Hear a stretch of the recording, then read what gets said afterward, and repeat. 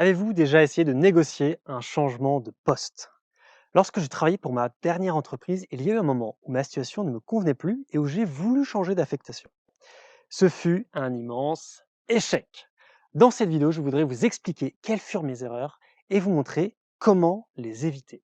Alors pour découvrir les 4 stratégies de négociation que j'aurais dû utiliser, restez bien jusqu'au bout. Pour comprendre mon échec, il faut que je vous explique le contexte.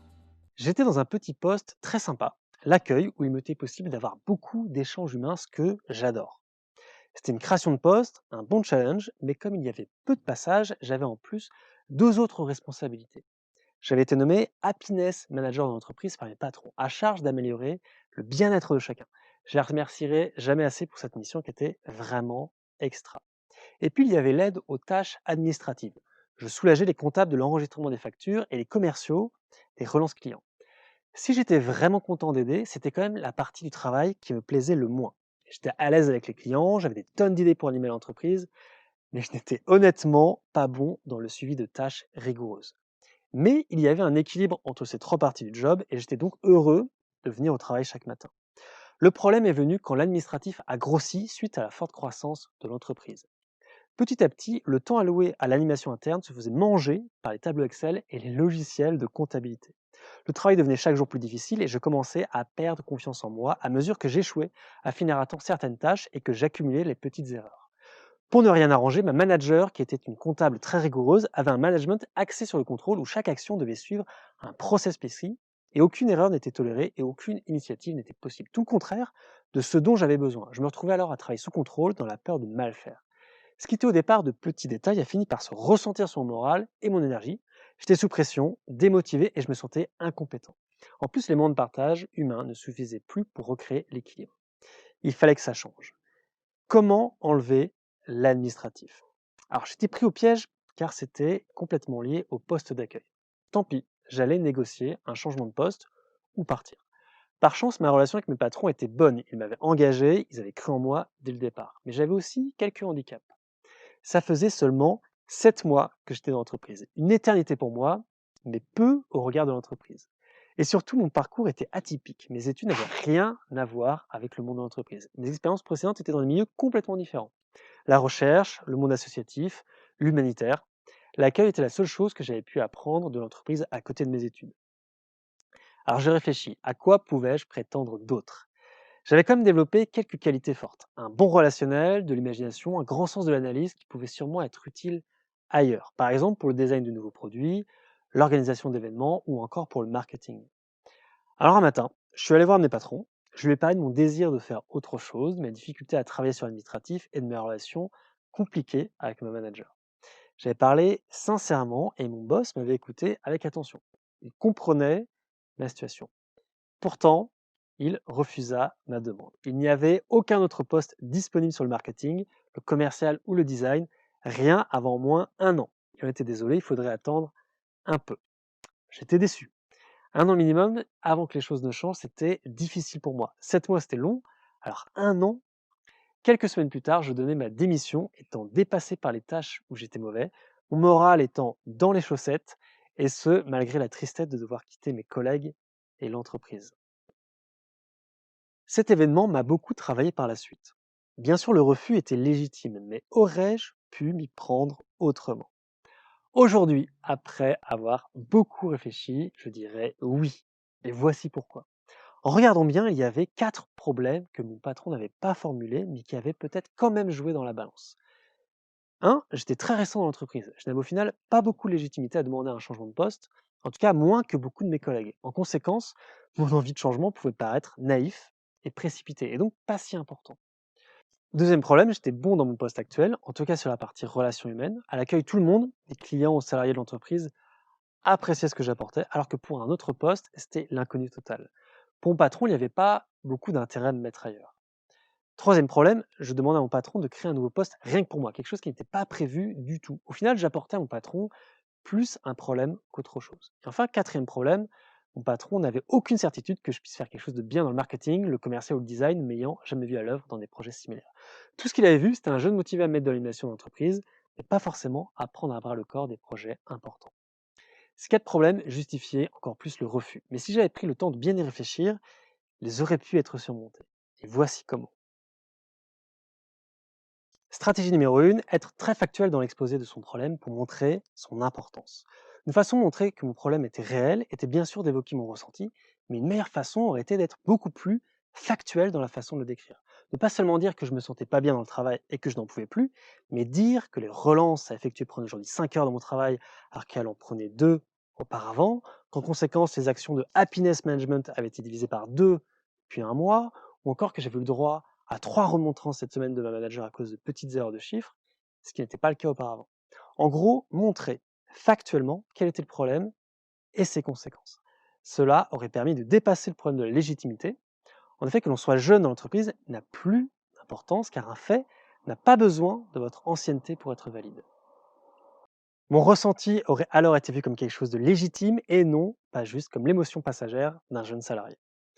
Cette stratégie se rapproche d'ailleurs beaucoup d'une technique que l'on nomme la communication non violente, dont la méthode est en 4 étapes et la première consiste justement à exprimer le problème de façon neutre et objective en étant très factuel. Si vous voulez plus d'informations au sujet de la communication non violente, vous pouvez découvrir la petite BD faite par ma collègue Pauline ou encore son très bon article sur la réduction des tensions. Les liens sont dans la description.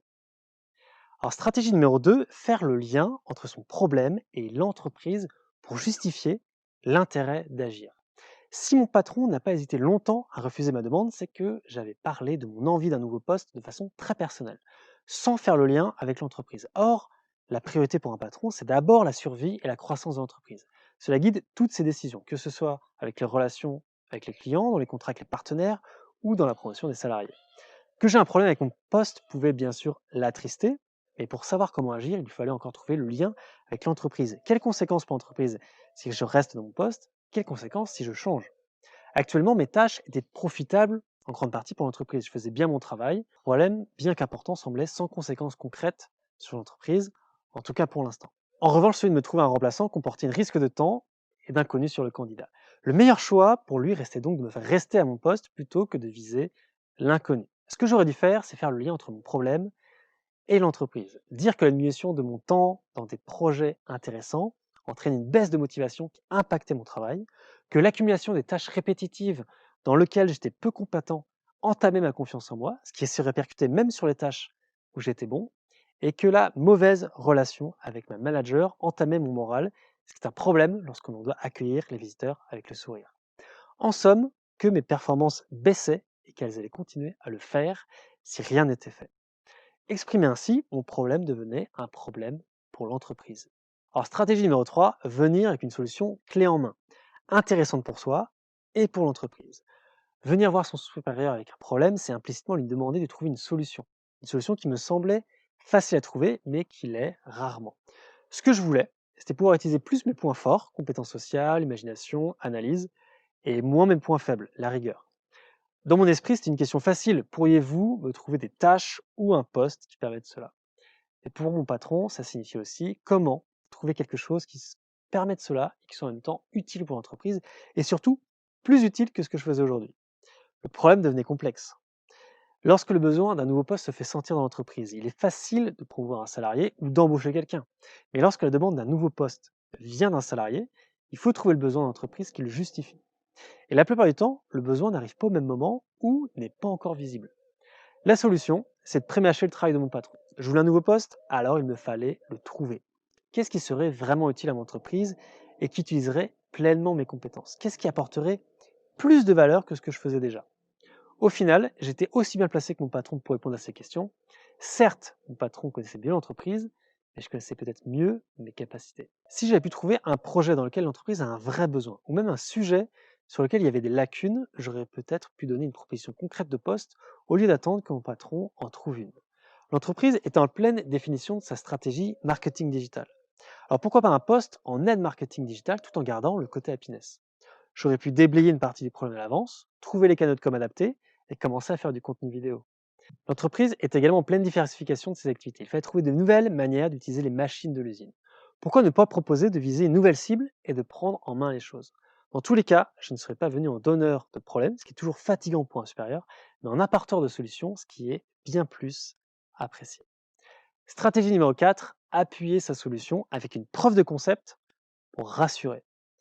Pouvais-je réellement prétendre à ce que je demandais? Même en venant avec une super solution à un problème de l'entreprise, rien ne prouvait que je pouvais la mettre en œuvre. Je me rends compte, je n'avais rien fait pour rassurer sur mes futures performances. En tout cas, rien en avance. J'avais essayé un peu maladroitement après coup, mais c'était trop tard. Ce que j'aurais pu faire au contraire, c'était de décaler ma demande de quelques semaines et d'en profiter pour bosser à côté sur ma proposition. Sur le marketing, je pouvais commencer à produire du contenu, des articles, des vidéos, et de voir si elles pouvaient marcher. Je n'étais pas obligé d'impliquer l'entreprise tout de suite, je pouvais tester l'idée dans mon coin. Et au bout d'un moment, montrer mes travaux au responsable marketing pour voir ce qu'il en pensait.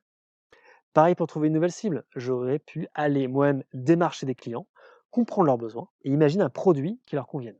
Je serais alors venu avec un gros dossier concernant ma nouvelle cible, les produits pouvant leur convenir et une première liste de clients intéressés. Cela aurait été une très bonne façon d'appuyer ma demande. Encore aurait-il fallu que je prenne de mon temps personnel pour bosser dessus. Mais on n'obtient rien sans rien. L'amélioration de ma vie au travail valait bien quelques heures en plus pendant 2-3 semaines. Alors bien sûr, cela signifiait prendre quelques risques. Qu'est-ce qui se passerait si mes initiatives étaient vues trop tôt et mal perçues? À cette question, je répondrais qu'il vaut mieux demander pardon que demander la permission. Finalement, pour convaincre mon boss de me donner un autre poste, j'aurais dû mieux exprimer en quoi ma situation était mauvaise pour moi en m'appuyant sur des faits, en quoi mon problème avait des conséquences négatives pour l'entreprise, en quoi ma demande de poste pouvait apporter énormément de valeur à l'entreprise et en quoi j'étais la bonne personne pour ce poste que je proposais en ayant déjà des résultats à montrer. Si j'avais pu préparer sérieusement ces 4 points cruciaux, nul doute que ma demande aurait eu plus de chances d'être acceptée. Alors si de votre côté vous êtes en pleine négociation pour un nouveau poste dans votre entreprise ou pour un changement de responsabilité, pensez à ces 4 stratégies et mettez toutes les chances de votre côté. Voilà, c'est tout pour aujourd'hui. J'espère que vous avez apprécié cette vidéo. Elle était très difficile pour moi à écrire car il s'agissait de quelque chose de très personnel. Je suis sûr qu'elle est quand même très imparfaite, mais je pense qu'elle pouvait vous être très utile. Sur ce, n'hésitez pas à aller voir dans la description les liens de l'article et de la BD de Pauline sur la communication non violente. Et moi, je vous dis à bientôt.